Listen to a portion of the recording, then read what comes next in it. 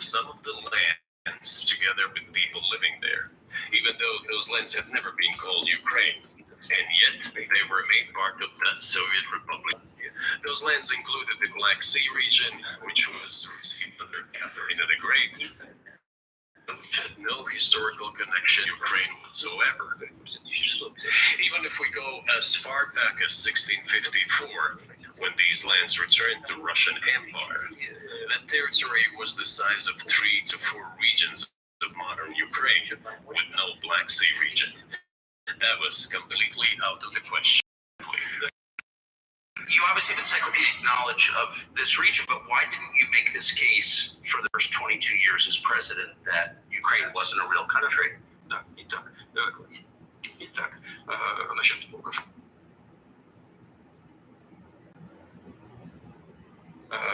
Лукашенко.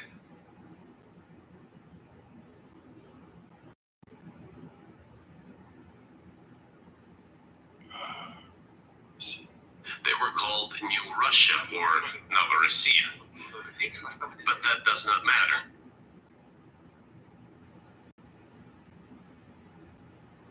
State established Ukraine that way.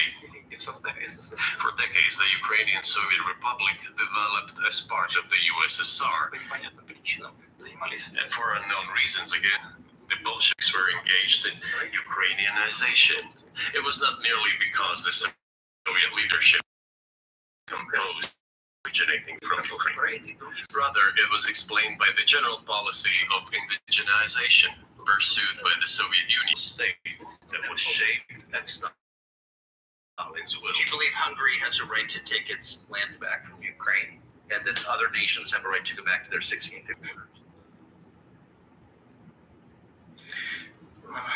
I'm not sure whether they should go back to the 1654 borders. But even Stalin's time, so-called Stalin's regime, violations of human rights. В этом смысле, конечно, вполне можно, если не говорить о том, что они имеют на это право. One may say that they could claim back those lands of theirs while having no right to do that. It is at least understandable. Have you told Viktor Orban that he didn't have part of Ukraine? Никогда не говорил. Never. I have never told him, not a single time. У нас с ним даже на этот счет не было разговора. We have not even had any conversation on that, but I actually know for sure that Hungarians who live there. Moreover, I would like to share a very interesting story with you. I digress. It's a personal one. Somewhere in the early 80s, I went on a road trip in a car from then Leningrad across the Soviet Union through Kiev. Made a stop in Kiev and then went to western Ukraine. I went to the town of Prerecorded, and all the names of towns and villages there were in Russian and in a language I did not understand, in Hungarian, in Russian and in Hungarian, not in Ukrainian, in Russian and in Hungarian. I was driving through some kind of village, and there were men sitting next to the houses, and they were wearing black.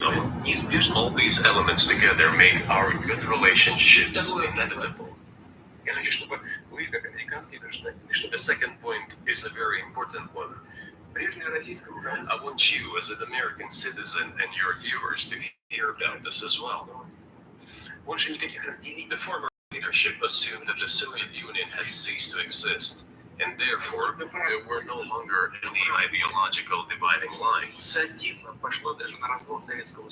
By the so-called civilized West as an invitation for cooperation and association.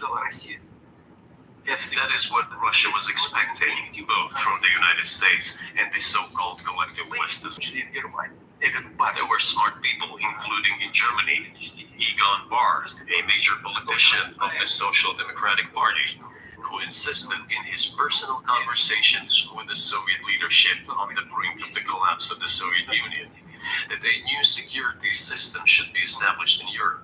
помощь объединиться Германии. Ну, Help should be given to unify Germany, but a new system should be also established to include the United States, Canada, Russia, and other Central European countries. НАТО распространяется. Yes, but NATO needs. If NATO expands, everything would be just the same as during the Cold War, Его никто не only closer to Russia's borders.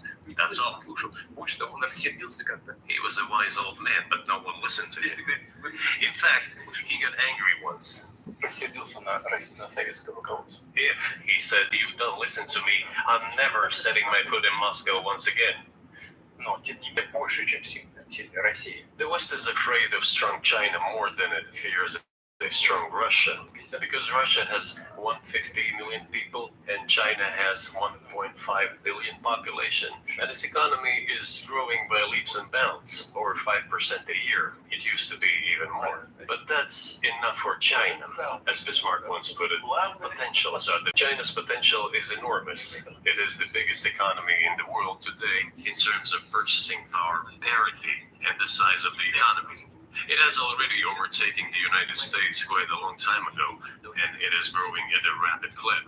But let's not talk about who is afraid of whom. Let's not reason in such terms. Now let's get into the fact that after 1991, when Russia expected that it would